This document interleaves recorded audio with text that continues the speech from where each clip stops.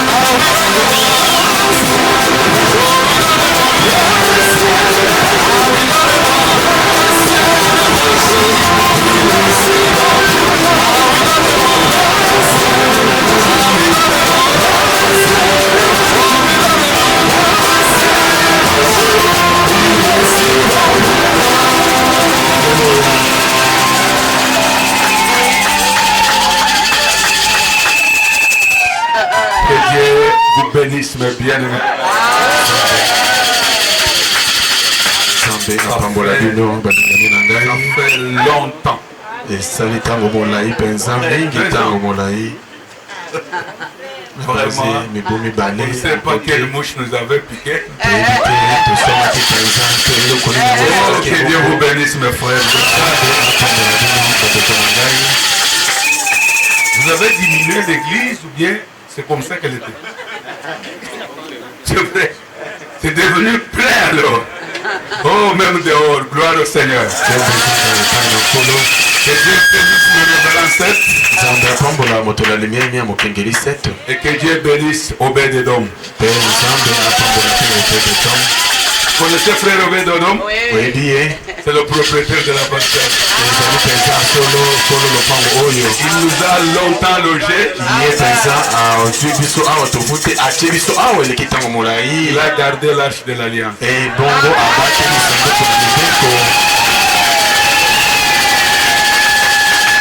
a droit aux bénédictions.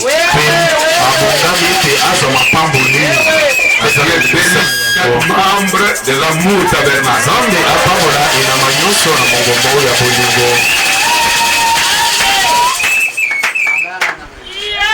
Vous êtes vraiment remarquable. Quand on peut faire tout ce temps, je vous trouve toujours derrière mon frère. Que Dieu vous bénisse.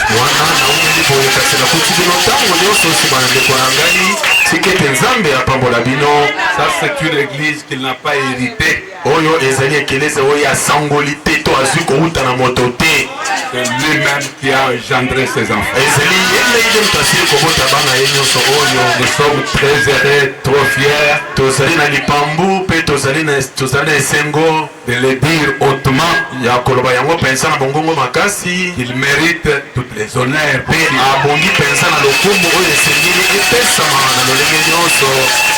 Mes frères et sœurs, nous allons parler d'un peu de minutes. Mais nous allons faire quelques bruits de l'épouse. Je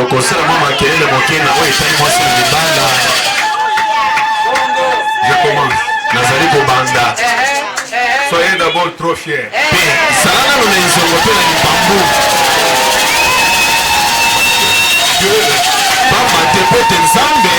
Dieu savait que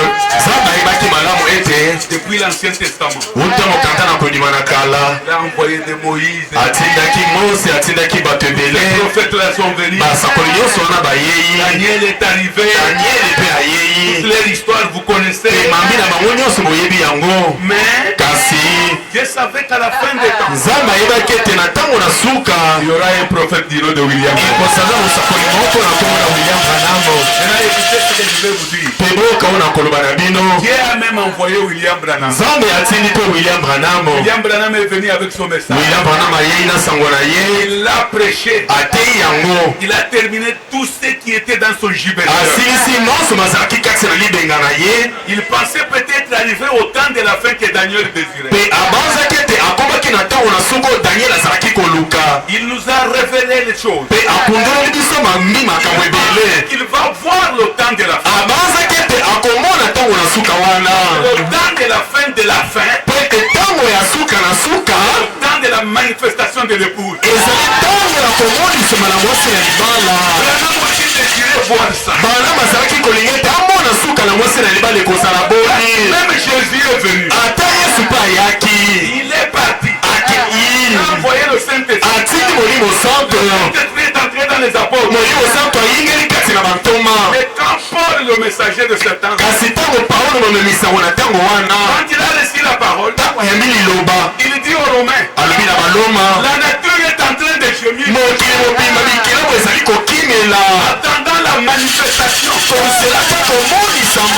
Alors, malgré même le message de Jésus, ils attendaient toujours la manifestation. La nature ne faisait que gémir. Laissez-moi vous rassurer. Peu de temps, la nature va se taire.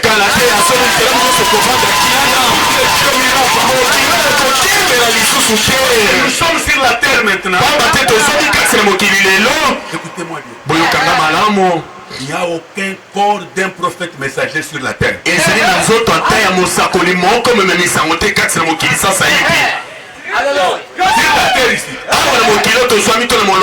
Qu'un prophète messager n'est sur la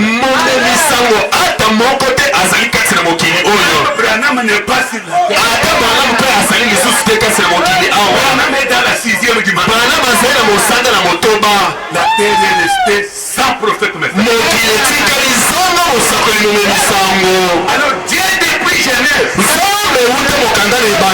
rentrons un peu au-delà des gens.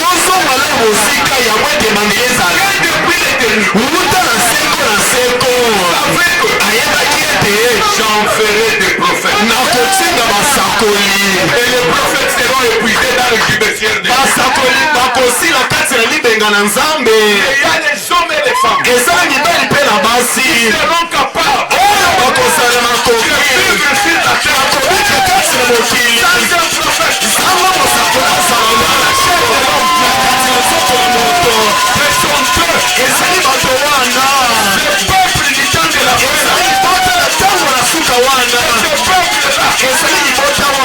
Que Dieu attendait.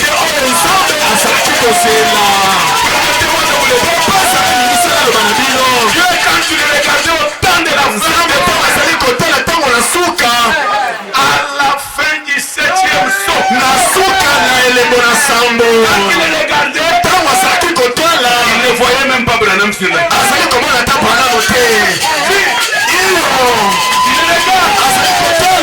Daniel lui a pleuré.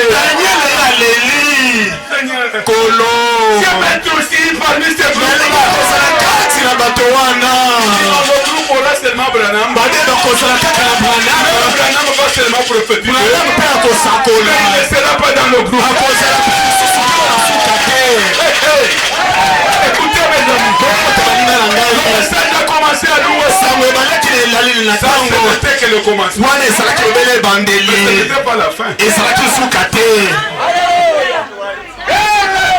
Au début du message d'Abraham, que voyait Bénéville, que voyait les Colins, que voyait des Cécile, que voyait des Cécile,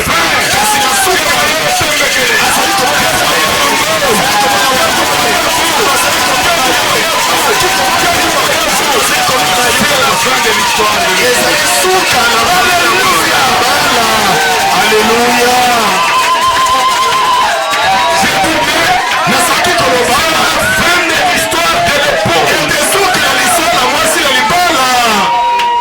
c'est pourquoi vous voyez,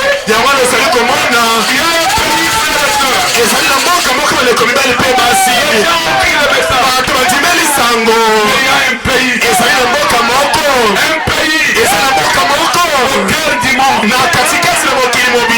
Un pays est au cœur du monde.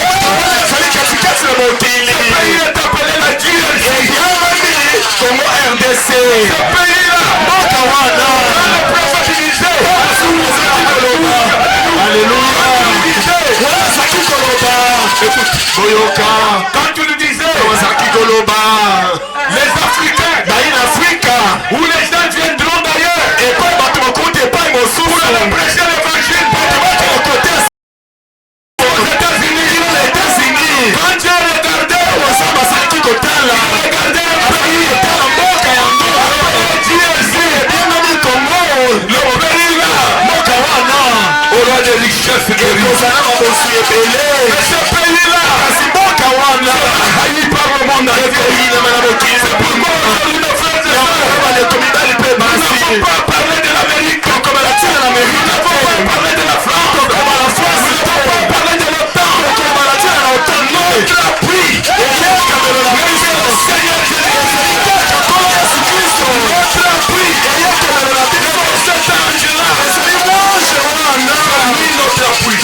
L'Amérique nous a abandonnés. Dieu nous a abandonnés. Le peuple centre. La DRC. Congo démocratique Pour votre confirmation. Suivez-moi bien. Nous sommes ici. Vous pouvez regarder au Cameroun. Il n'y a aucun pasteur qui est venu du Cameroun faire l'assemblée au Congo. Mais au Cameroun, le prédicateur venant du Congo. Au Congo d'en face, il y a le prédicateur venant du Congo. En Zambie, il y a le prédicateur venant du Congo. En Afrique d'ici, il y a le prédicateur venant du Congo. Mais tu ne verras jamais un Sud-Africain avec l'église au Congo. En Belgique, il y a le prédicateur venant du Congo. En France, il y a le prédicateur venant du Congo. Ils ont l'église là-bas. Au Canada, il y a le prédicateur venant du Congo. En Australie,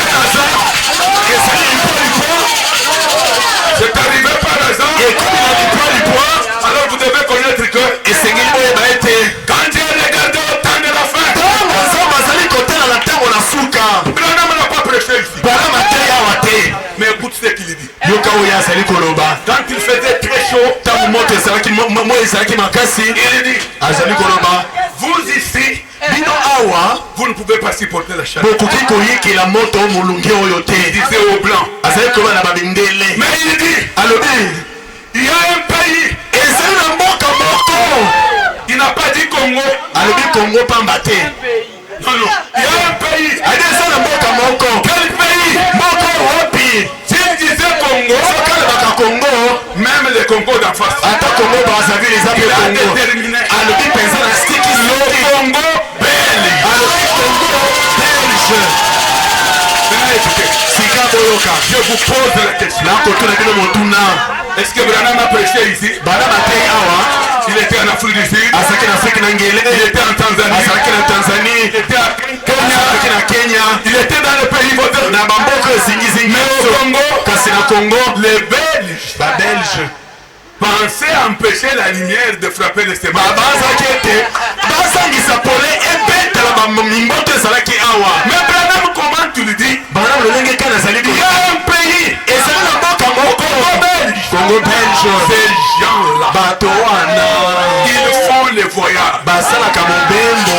vers l'Afrique du Sud. kokende na afrike na ngeli À pied. na makolo Avec les enfants. bana na bango Ils arrivent en route. bazali kokoma na nzela Avec leurs malades. na bato bazali kobela na mapeka na bango Pour aller entendre un seul sermon. mpo na kokenda koyoka litelo kaka moko mosako nazali koloba Ils font 2 semaines sous le soleil en attendant un sermon. bavandi poso mibale moi ebeti bango ekoti baza kaka wana lobi lisusu moi ebeti ekoti poso mibale Si vous êtes un Congolais, soki ozali moyimboka kongo des pères et des mères, oyo atata na mama même des pères, ata batata comment ata lolenge kani applaudissez pour vous.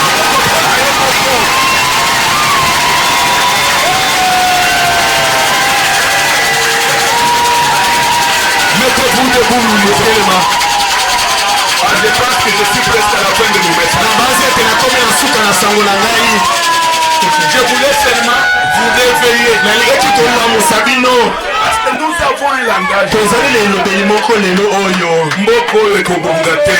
mboka oyo oyo Mboko oyo ekobonga te. Même soki ebongi te. Mais nous qui habitons ce pays, biso baye tokovaa na mboka nous irons au ciel. tokokende na lola alleluya Nous irons au ciel. tokokende na lola Réveillez-vous mon frère. lamuka ndeko na nga mobali Réveillez-vous ma soeur. lamuka ndeko na nga ya mwasi Nous kasi biso nous devrons manifester ce que le pasteur Seth lisait ici. oyo tozali komona so otengeli sete azali kotanga awa Et le monde a soif. oyo mokili ezali na nzala na posa ya bolingo Pense d'abord, frère. bazala ino ndeko na ngai Cette écriture qu'il lisait là, bakomi azalaki kotanga oyo c'était prêché par William Branham. etemaki epa Dans William quelle année, Branham papa? mobu nini yango Dans quelle année? 62. toko motobe na mibale Est-ce qu'il y a les jeunes gens ou il y a une jeune maman qui est née en 62 ici? eza na mama moko abotani motu toko motobe na mibale atombola maboko soka azawa 62, il n'y a pas quelqu'un qui toko motobe na mibale aza te Bino nyonso ba petit. Vous voyez ça? tala nano Depuis 62. toko motobe na mibale Avec quel âge? ozalaki na mibu boni 6 ans moi. nga nazalaki na mibu Moi motoba je suis né en 56. mpe teke na botema na tuku mitano na motoba Je n'avais que 6 ans. na mibu motoba Quand Branham prêchait, ta bana bazali quand kotala il parlait de l'amour, ntango bazalaki banatina na bolingo Dieu regardait, nzambe akotala il dit mais Branham, abibaname tu ne verras pas cela. okomona yango te yo Ça sera la fin du septième jour. kozala na suka na elembo na sambo Gloire à Jésus. kombo ozonga epai na nzambe Daniel 12, na kati na daniele mokapa na nsomi na mibale verset 8. zela na botangi na mwambe J'entendis mais je ne compris pas. nayokaki kasi nasosolaki mpe te Mon Seigneur, quelle sera l'issue de ces choses? bikolo suka na makambo ekozala ndenge Il nini répondit, va Daniel. azongisele daniele ekenda Car ces paroles seront tenues secrètes. nzambe malobo ekobombama kino na ntango na suka Plusieurs bayike seront purifiés. bakopetolama mpe bakoyisama pembe Ceux qui recevront la révélation baye bakozwa emoniseli de ce que Daniel avait dit ya oyo daniel amonaki à travers William na Branham. nzela na william branham William Branham même est venu. william branham Il ayei est mort sans que nous le voyions. akufi sango ete tomona ye Le message est venu au Congo sango ye na kongo awa avec un Moulouba là-bas qui s'est fait lui-même Dieu. na moluba moko nzongo etonda ye amikomisi nzambe Mukuna. Mukuna nzambe. Quelle malchance pour nous. Ngaleli mabeto zalaki na yango. Malgré toutes ces ténèbres là. Atokotala mikomisaki nzambe. Dieu lui calculait en lui. Nzambe azali kosala ngala Il sisa. disait il y a des semences. Azimi moto ezali na Congo. Maintenant dis-moi mon frère. Lobelanga ndeko mobali mpe mwasi. La lumière du Congo est venue avec qui? Ole na Congo eyai na nani? La lumière du Congo est venue avec qui? Ole na Congo eyai na nani? Si vous prenez même les anciens qui avaient pris le message, Soto kamati ata bampako banimelaki sango. ils nous ont encore beaucoup embrouillés. Bango batie biso mobulu yiki ebele. Ils ont encore beaucoup divisé. Bakamoni biso penza moyen te. Ils nous ont partagé. Batie bango kuna bao ya kuna bao kuna. Nani ayai na pole.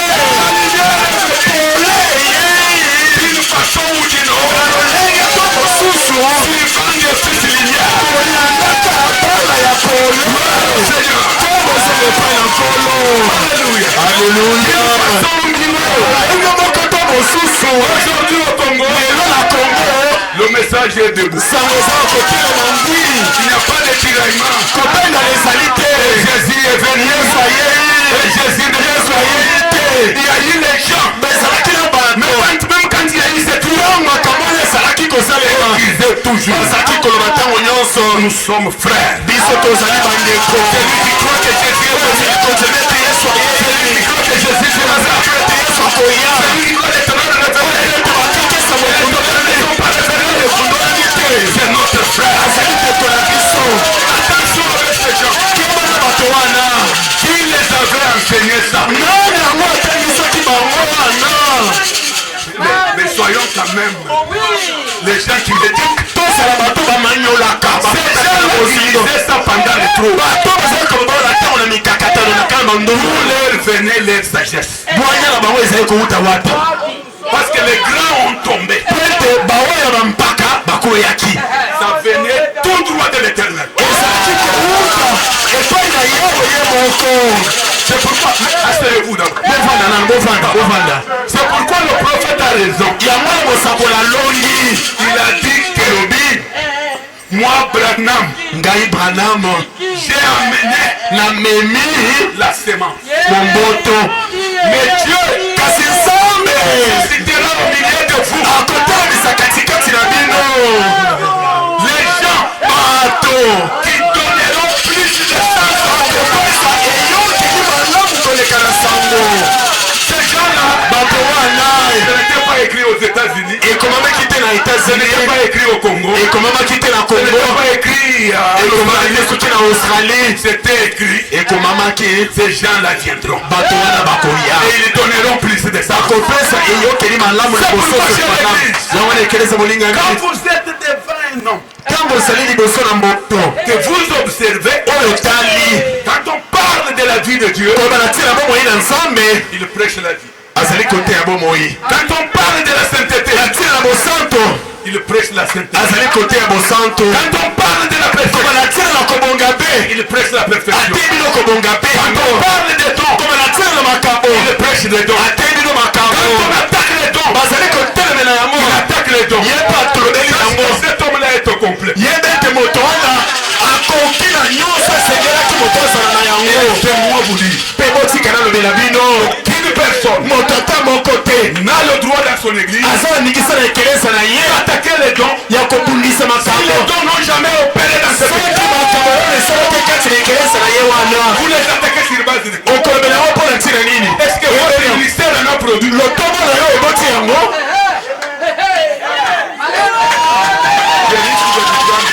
nakoki kozwa bino ntango Une makele personne que son ministère n'a pas produit les dons otoyo lotomo na eboti makambo ne te peut pas attaquer les dons. akoki kotelemela yango to kolobela yango na ndenge ya mabe te. On vient de nous lire ici. bauti kotangela biso awa Quand Dieu, ntango Nzambe Jésus a fiancé son église, yesu abandisamaki ekelesa na ye il abandisi donne à ekelesa cette na ye église les dons. apesi ekelesa na ye wana makambo. Est-ce que ces églises-là sans dons baekelesa esangi makambo sont-elles fiancées par Jésus? bazali na bandani ya Kristo. Je ne peux pas commenter. nakoki kobakisa maloba te ngai Là, vous commentez vous-même. wana yo moko bakisa no maloba. Le prophète a dit, mosakola lobi quand je cite ntango yesu fiancé, andisi mwasi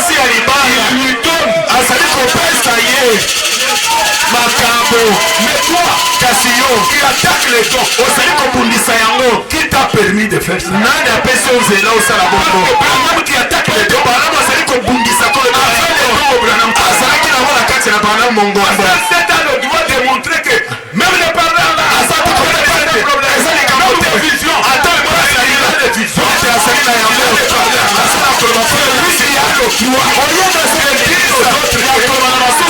vous n'attachez pas au don. Vous n'attachez pas aux visions.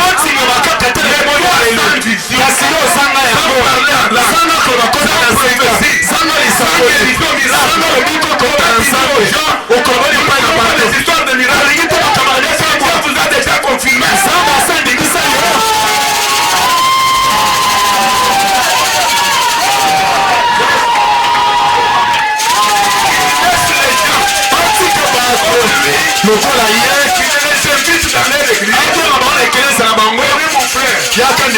Votre ministère a produit les dons, a produit les miracles. Nous apprenons que chez vous, il y a des films qui marchent. Il y a des qui voient. Même les sourds muets viennent nous parler sur le n'a pas produit ces choses.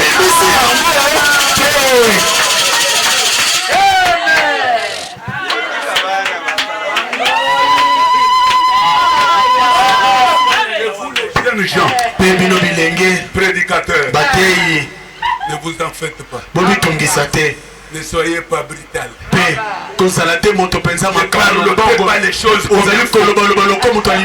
Vous êtes encore au début de votre commence à imiter les gens. C'est une histoire de temps. Nous ne voulons pas ça. Oui, n'a connu sa vie.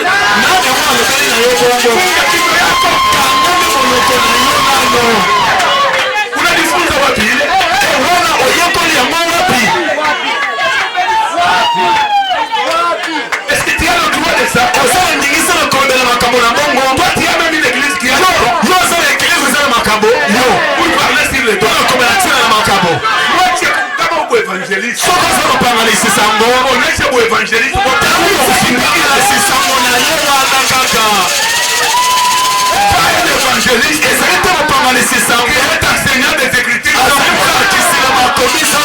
c'est pas l'évangéliste. L'évangélisation, c'est la démonstration.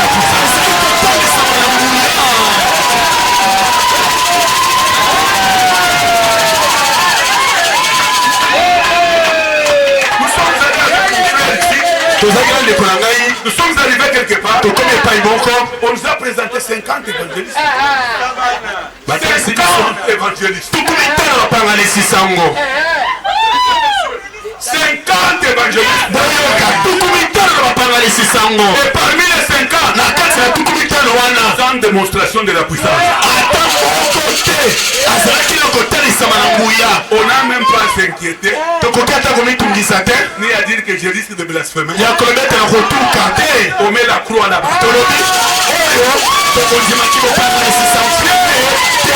Dieu n'a jamais envoyé un évangéliste sans puissance.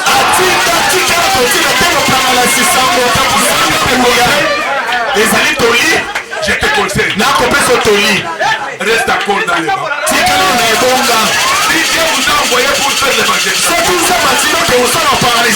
allez dans des bois. Posez avec Dieu. Abandonnez la distraction du téléphone. Allez dans les bois.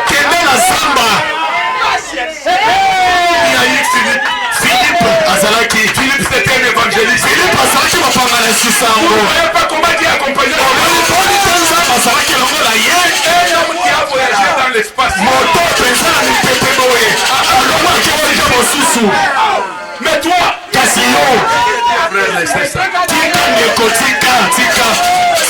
nous vous respectons. Tu es notre bien-aimé. Unashinda kia kusema unakuwa na fanya Mado. Et les histoires de miracles. L'évangéliste n'attaque rate jamais les miracles parce que il fait partie des miracles.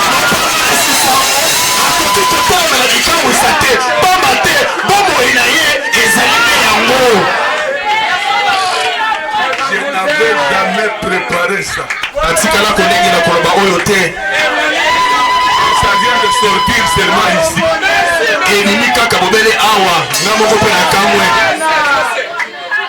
Merci, que Dieu vous bénisse. J'ai déjà fait. Bon, ça suffit. J'ai compris quand même quelque chose.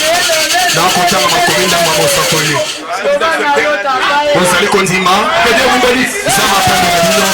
Écoutez, mes amis, nous sommes dans la dernière dispensation.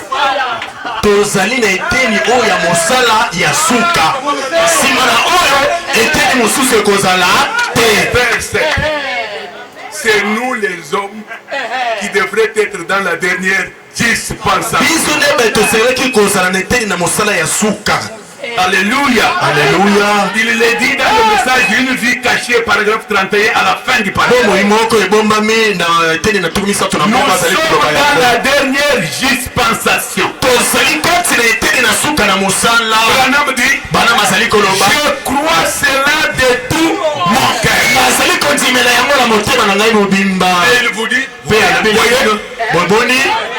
il vous dit que voyez que nous sommes dans les dernière dispensation. Même quand il parlait là, il savait que c'est lui la fin. Quand il parlait, c'était en quelle année? En 1955. Il n'était même pas encore. J'il était là, j'ai fait du frère Branham. Il a dit nous sommes dans la dernière dispensation. Il prophétisait. C'est nous les hommes. C'est la dernière dispensation. Alléluia. Vous êtes là les amis. Vous êtes avec moi. Votre prophète dit ceci. Nous sommes dans la résurrection de la fille de Jaïris. Paragraphe 58, j'ai lu à la fin. Maintenant, nous vivons à la fin de l'histoire de ce monde.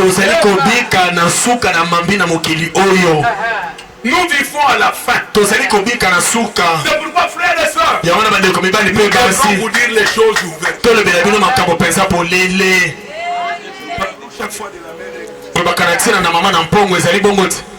Vrai ou faux? Mais je vous pose la question aujourd'hui. Où est le Père Aigle? Nous avons fait toutes ces années. La mère, elle est venue chercher un seul. Elle est venue chercher un seul.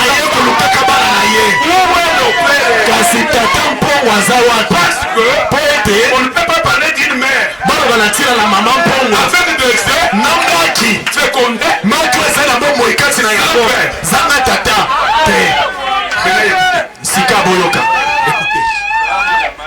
quand Dieu a créé Adam et Ève était en Adam. Premier Adam. C'est l'homme qui cachait la femme. Le deuxième Adam est venu. Jésus-Christ à la croix. C'était le deuxième Adam. Et la fin des Adams. Amen. Amen. Fin. Le deuxième et le dernier. Quand lui est arrivé, il avait son épouse en lui. Pourquoi nous voyons à la croix? On a fait les côtes. L'épouse est sortie. Et désormais, après Jésus, cette dispensation de l'homme transportant la femme en lui,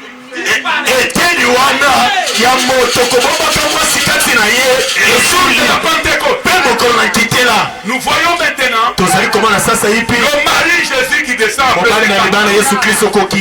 quand il arrive, il se divise. Il se divise, il entre dans son épouse. Et au temps de la fin, suka. Quand Dieu dit, Tango Yesu alobi, je vous enverrai à l'île prophète. bakotindela bino Elie Mosakoli. Il ne parlait pas à Branham. Azali kobana Branham Il te. s'est adressé à nous. Azali kobandela biso. Quand Élie va venir, Tango Eli akoya, il va ramener vos cœurs. akosangisa mitema Ce n'est pas l'apostolique. batata na bantoma. Ce n'est pas la fin.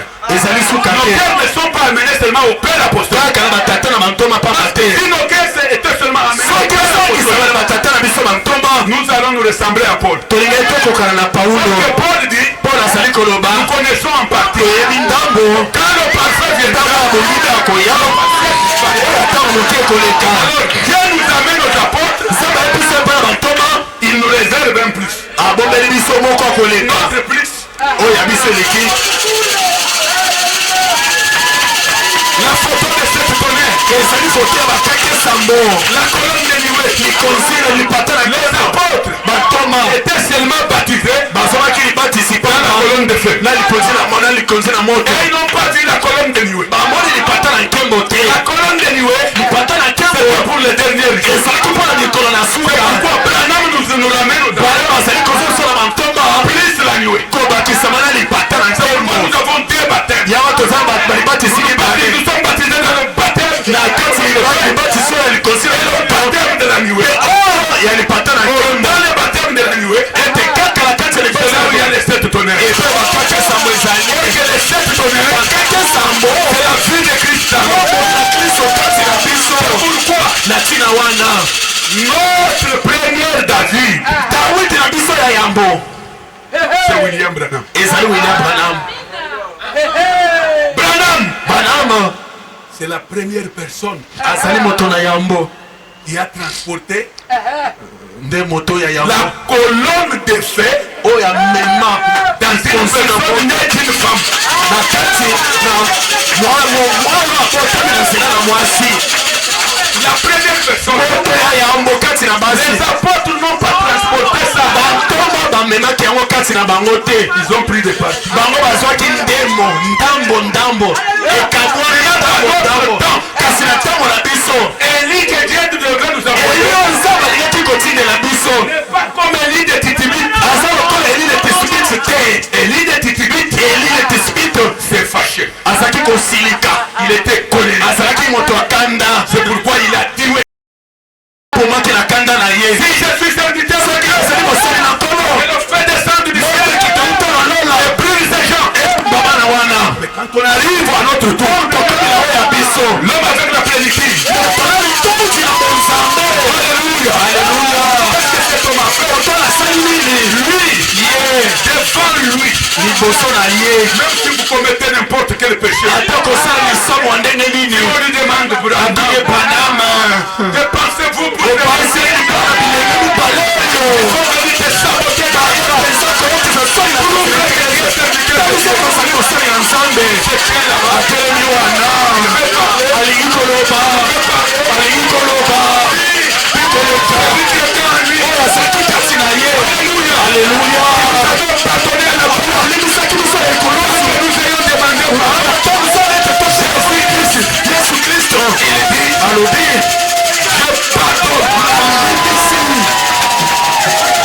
Alléluia. Est-ce que Paul était cela? Paul azalaki yango.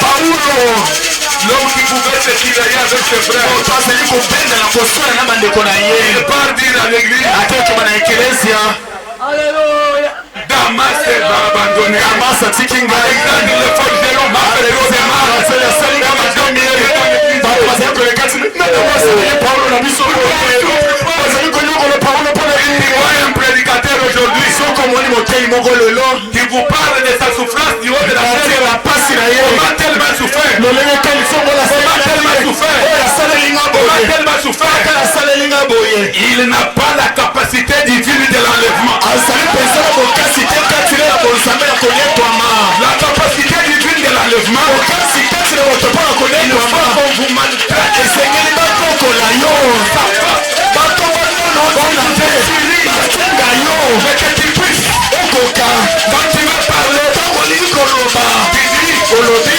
nous sommes dans l'ordre. tozali na eleko La mère règle. ya mama mpongo La mère règle. mama mpongo William Branham, mes frères. ezali William Branham bandeko na ngai. Je vous regarde de peu. Bazali kotala bino. La mère, Mama Mpongo c'est Branham. ezali Branham. Boyoka, nous sommes les donateurs de plus de tozali bapesi ya eyokele malamu koleka. Maintenant, Ndimolo elongo bani. montre-moi des gens qui ont plané au-dessus de votre poulailler. Kasi talisa na mwana mpongo ni na mwana Et vous avez fait sortir des péchés. abimiso kati na masumu nani yango. C'est quand Branham Ezali ntango Branham a fait ce travail asali mosala wana de nous dire, ya koloba na biso vous êtes des aiglons. bozali bana na mpongo. Dans le poulailler là où vous Na kati na esika bozalaki ya basoso kuna êtes dans le monde. ezali kati na mokili. Mais vous êtes fait Kasi bosalemi pour mpona monter dans les airs. mpona komata kati na mipepe na kati na bolingo na Nzambe. Et vous avez été prédestinés pour. Mpe okalamaki mpona kosala bongo. Nous avons posé la question à Mpe Branham. tokili motuna na ndeko Branham. Ndeko Branham Qu'est-ce qu'on peut faire? nini tokoki kosala. On n'a pas dit que vous donnez là de cette esprit. alobi ntango okopesa bino molimo santo Vous avez des ailes. bozali na mapapu. Exercez vos ailes. Beta mapapu na yo wana.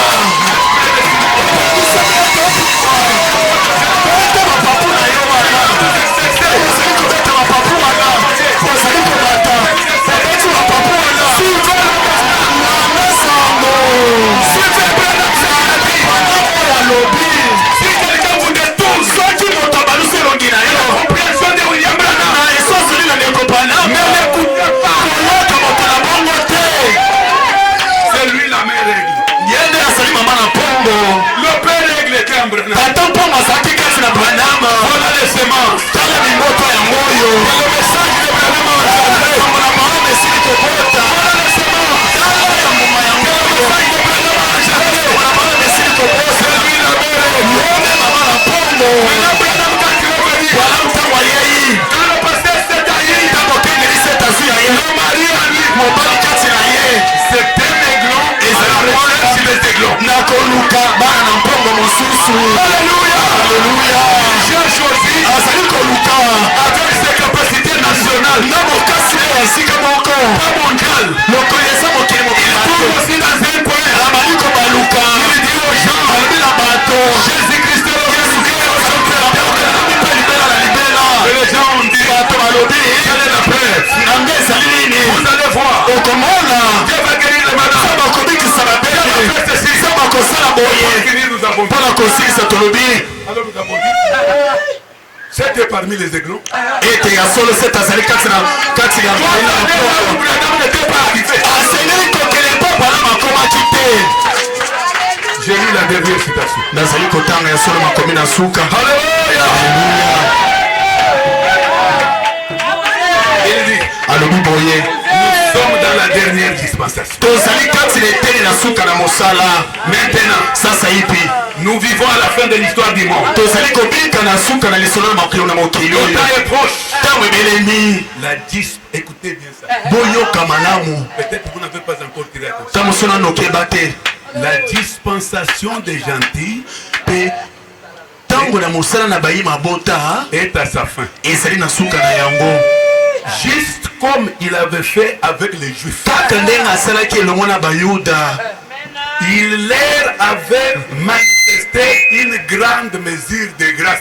atalisaki bango mpenza ekele ya ngolo esengelaki kotalisa bango. Appelant, donc, il dit, appelant pour la dernière fois, kobiengaka mpo na mbala na suka afin que les croyants, mpo ete bandimi écoutez maintenant, boyoka sasa ye puissent blasphémer contre le Saint mpo ete bakoka kotuka sika ya molimo santo et être dignes de la condamnation mpe babongisama na kokweyisama qu'ils sont prêts à recevoir. oyo babelemi mpo na koyamba yango. Nous sommes à la fin. tozali na suka. C'est pourquoi vous voyez plusieurs églises ozali komona baekelesa ebele se révoltent contre les gens qui ont les dons, bazali kotombokela bato basala makambo, contre les gens qui ont les miracles. bato basala bikamwisi. C'est à la fin des dispensations des gens, ezali na suka na ntango na misala bato na mabota avant que Dieu ne vienne ici. yango ete yesu akoka koya Il s'était fâché asilikaki parce que les gens n'avaient pas cru. mpo ete bato bandimi avumelaka te. Dieu veut aussi se fâcher Nzambe alingi mpe kosilika des gentils ya bayi mabota parce qu'ils doivent blasphémer. po ete bango bakokoma na kotuka. Alors je vous conseille, na bongo na kopesa yo toli ne suivez pas une personne qui blasphème. kolanda te moto azali kotuka Une personne qui a la facilité de dire oyo aza na bapota ata liboso na etumbelo il y a awa des gens avec les parlants. eza na bato na koloba kota na sika. Nous ne voulons pas ça ici. tolingi yango awa te. C'est un blasphémateur. azali motuki Très bien, monsieur. azali motuki Fais ça azali kosala yango pour susciter la colère de Dieu. mpo na kanda na nzambe etomboka Dieu veut mettre le dos aux gens po ete nzambe alingi kopesa mokongo na bayi mabota et tourner vers lui. mpe kotala kokende kuna Alors, na je vais bongo vous dire que na koloba na bino boye la dernière citation, telle que makomi na vous suka na lungi bozali wana être baptisé du Saint-Esprit, kobatisama na molimo santo c'est avoir Jésus-Christ, ezali kozala na yesu kristo le mari. mobali kati na yo. Bien que le pasteur ait dit, ata mokengeli alobi la chanson que vous avez chantée ici, nzembo boyembi awa de mon ami ici à Angola, moninga oyo atiyembi awa la chanson dit nous n'avons pas de ebi te biso tozali te bato ya il faut avoir le Saint-Esprit esengeli kozala molimo santo pour aimer quelqu'un qui n'est pas de ta tribu. mpona kozali ya ekolo na yo te. Sinon vous allez seulement vous tromper. okomi kosa kaka ozali Amen. Mais quand il y a même un problème, soki likambo eyei na tango balobaka na lingala que makila ebeti. Makila ebeti kaka matoi qui sait qu'ils ne sont pas nés de nous. kaka bayeba botema ndenge oyo azali oyo ya biso Il attend un homme de chez lui. azali kozela moto epai na ye Makila ebeti. po yeba te en tout cas oyo Mais il y a Yesu pe ebeti. si tu viens de nouveau soko botembana na sika Makila ya Yesu kobeta. Vous allez sentir que c'est okoyoka ete oyo azali likolo na c'est ngai pourquoi nous avons la communion. yango wana tozali na elambo. Notre communion est ouverte. elambo na biso ezali mpo na bato nyonso na bato nyonso. Nous n'avons pas une communion où nous faisons. tozali te tozali kokangela bato bikuke Ce que nous faisons ici, oyo tozali kosala awa c'est un signal d'alerte. ezali mpenza elembo. Bénissez beaucoup votre pasteur. pambola mokengeli na bino mingi Quand son esprit est conforme au message de pamba te molimo na elongoli na sango na ndeko branama Amenez-nous le vin. boyela biso vinyo Amenez-nous le pain. miyela biso lipa Nous voulons manger tolingi kolia le pain des gens qui ne peuvent pas critiquer. eloko ya bato bakoki kotonga to kolobela mabe te.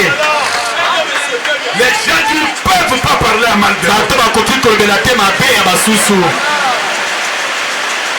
Gloire au Seigneur. nkembo ezonga epai na nkolo Est-ce que vous êtes avec moi? bozali kolanda ngai Que Dieu vous bénisse. nzambe apambola bino mingi.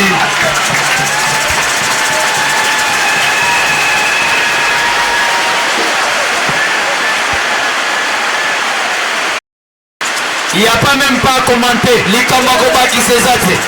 Tout est correct. Nyonso eza na mulongo. Que le Seigneur vous bénisse un peu. Kola pambola yo mpaka. Bile na biso yango wana. Ça c'est vraiment notre vérité. Boya na nani na mesa toli ya lipa. Venez déjà avec la table. Donnez-nous les cantiques. Bopesa biso ba nzembo. Mettez-vous d'abord debout. Botelema nano.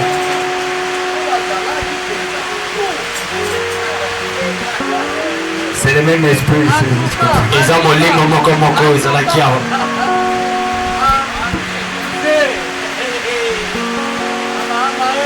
Donnez-nous un cantique, frère. Le frère de nous allons prier un peu pour que vous compreniez la moquée. Béni soit les liens qui unissent nos cœurs d'amour, la communion des âmes seules et comme seul.